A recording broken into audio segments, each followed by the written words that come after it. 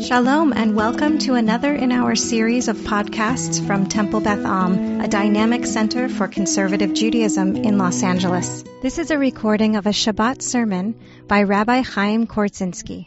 The truth is, I really wouldn't be here if I didn't have the talented pool of leaders and dedicated congregants leading services this Shabbat.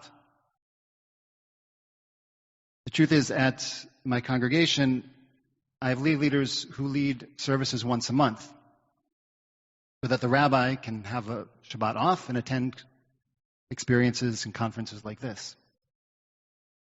But that's not the only reason.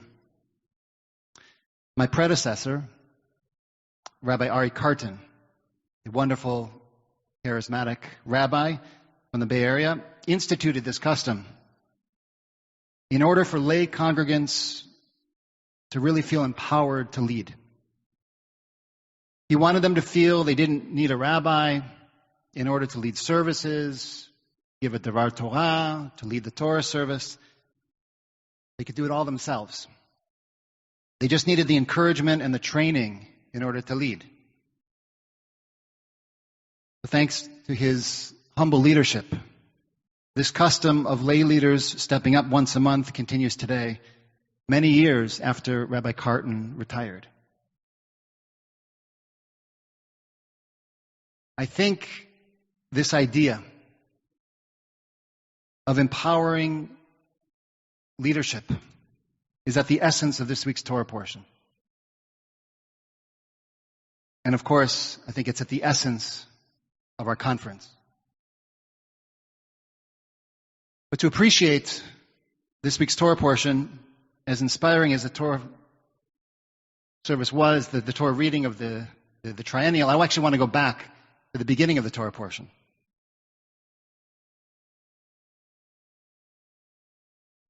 And actually even before that, I want to go back to last week's Torah portion, Parshat Truma, which begins, Daber al bnei Israel vayikchu truma. And God spoke to Moses saying, speak to the Israelites to bring the gifts. And the people respond. Vasuli Aaron. They shall make for me an ark. And then it goes to list, of course, all the different items that are going into the holy sanctuary, the Mishkan. Vasita kaporet zahav. You shall make for me a cover. Vasita shulchan, you shall make me a table. Vasita menorah, parochet, masach, mizbeach, the curtain, the screen, the altars, all of the items. What strikes me is that all of these verbs are commands that Moses needs to fulfill in order to fulfill the sake of the Mishkan, but the command is impersonal. It's just the verb. Ve'asita. There's no noun, or it's an implied noun. The subject is implied. And then we get to our Torah portion, Tetzaveh. Tetzaveh is not the first word of the Torah portion. It's always interesting. We always focus on the name of the Torah portion and less on the words that come before it. What comes before it? Ve'ata. Ve'ata tetzaveh et bnei Israel. And you, Moses, shall further instruct the Israelites to bring you oil of beaten olives for lighting. Why wasn't this in the previous Torah portion? In Truma. It seems like a natural continuation of all the things that are needed for the Mishkan. And even the non-Jewish division of chapter and verse suggests that the parsha should start actually a few lines later with chapter 28. But the Masoretic tradition, who broke up the parshiot, felt that there was something about chapter 27, verse 20, that the parsha needed to start right here with Ve'ata.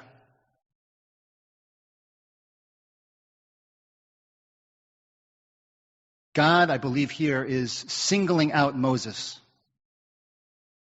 personally, individually.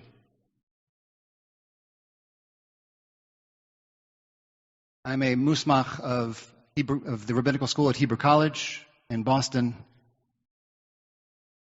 And my teacher and the founder of the rabbinical school, Arthur Green, is working on a commentary to the Torah right now. And I want to quote my teacher, who says, it is here that Moses realizes that the inherited leadership will belong to his brother, not to him. Moses' own sons are to play no special role in the passing on of his prophecy. There must have been some heartbreak in this realization. After all, the revelation at the bush had originally come to him, not his brother. He was the one told to his people. He was the one told to lead his people out of Egypt. He was the one who entered the cloud alone. Aaron was there to assist, to be his prophet, in the sense of spokesman, to cover the fact that Moses was heavy of mouth and tongue. Why then should the inheritance pass through Aaron's children and not his own?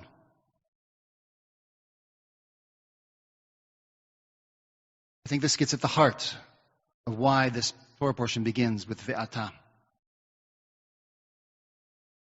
Moshe recognizes this, that it's his time to step back.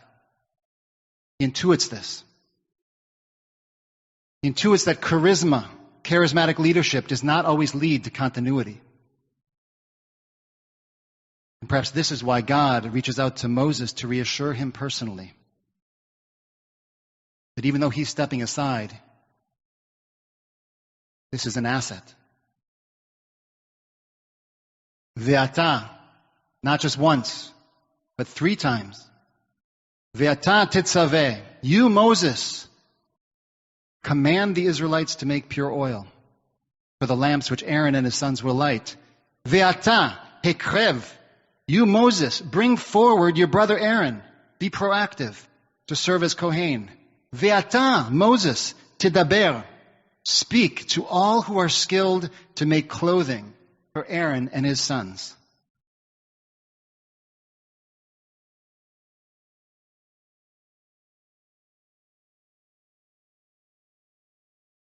This is anava. This is humility.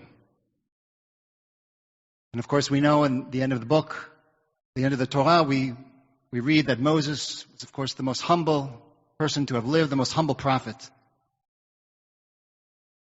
When we think of anava as a leader, it's not negating ourselves. It's not giving in to saying, no, I can't do this. It's finding the right balance to knowing when to step forward and when to take a step aside. Again, in the words of Art Green, who says, Moses here has to face the difference between prophecy and priesthood, between charismatic and institutionalized religion. Each of the moments he had in God's presence, whether at the bush, in Egypt, or on the mountain, was unique, never to be repeated. To have his sons out there claiming to relive or embody them would have betrayed the unique charisma of those moments, the special magic of divine revelation present when each of those moments took place. Aaron, his brother, was the great translator of Moses' charisma into forms that could be carried on. It was those forms that could be passed on through the generations.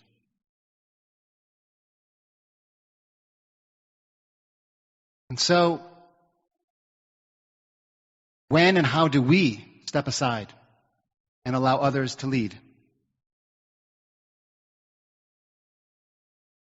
When do you embody this idea, this notion of ve'ata? When do you hear this call? That you, Tetzaveh, that you see it as a commandment. That in order for you to succeed, this is not something that's optional. You need to see delegation as a high priority. Ve'ata hekrev, draw near. How do we figure out what folks need in order to lead? How can we not guess? But how can we draw near and understand what it will take to get them? Actually, as we use the metaphor of the Ner Tamid, to take the flame, or as Rashi says, When they lit the menorah, they actually had to leave the lamp there until the flame was lit. How do we have that patience? And finally, Tedaber, how do we speak? How do we instruct all those who are skilled to use their skill and their talent for the sake of the community?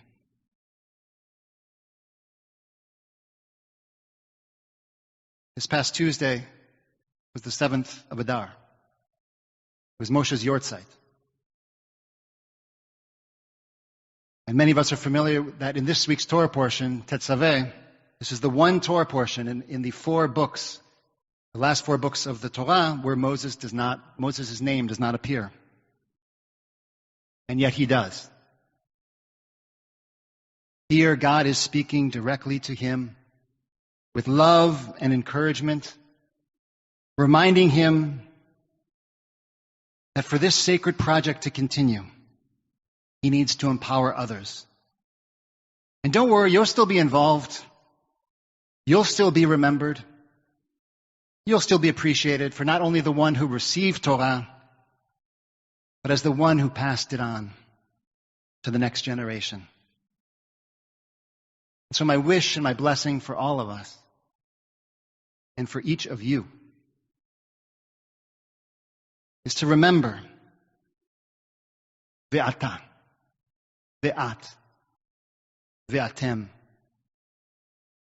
that you too are commanded to invite others to lift those lights. You too, hekrev, bring close those that you can partner with to build, to empower others. And you, daber, instruct those with the skills, the desires, the commitment to put on the garments of leadership to transform charismatic leadership into a sustainable model for the future. And by doing so, then you too will be remembered like Moshe, not only for your charisma, but also for your anava, for your humility. You have been listening to another in our series of podcasts from Temple Beth Am, a dynamic center for conservative Judaism in Los Angeles. If you enjoy these podcasts, we invite you to write a review on the Apple Podcast site or wherever you get your podcasts. For more information about Temple Beth Am Los Angeles, go to tbala.org.